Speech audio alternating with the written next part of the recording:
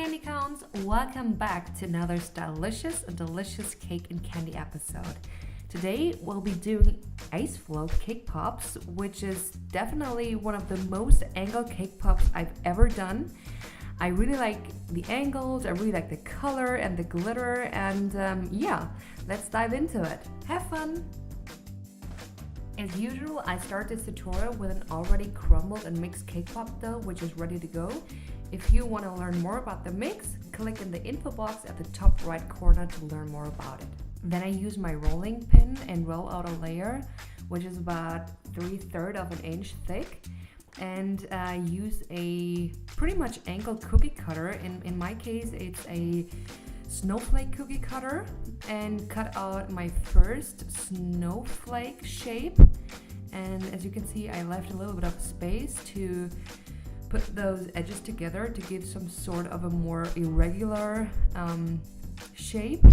And then I even used a knife to make these edges a little bit sharper, that it really looks like an ice flow that has these typical sharp edges.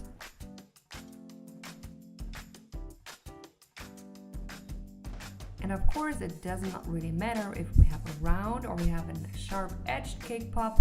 The cake pop belongs to the stick. That's why we put the stick into the candy cone and place it halfway through the ice flow cake pop.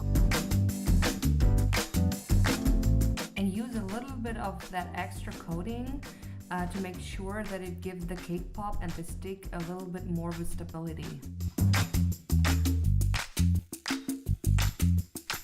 Next, we create the surface of the ice flow cake pop, and I did that by using my candy coating, which has started to set a little bit, as you can see at the side of the glass, and I put that on top, and you can see here it gives it some sort of a very nice dimension. And after this has dried, we dip the cake pop completely, make sure everything is covered nicely and smoothly. If you want to see more winter related cake pop tutorials or any other kind of tutorials, make sure to click that subscribe button. And of course, you can also follow me on Facebook, Instagram, and Pinterest. And if you have any air bubbles, make sure to get rid of them by just using a toothpick. And we already arrived at the final decorating part.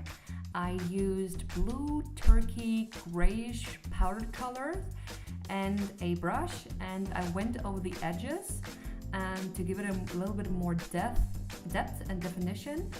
And I did also get that on the surface. And as usual, you'll find all the materials that I used in the description box below. If you want, you can put some extra silver sheen on top of the cake pop and add some glitter to the edges.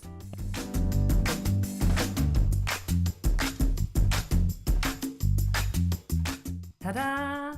And this is how a short trip to the polar region can look like, a pretty much razor blade sharp ice flow cake pop.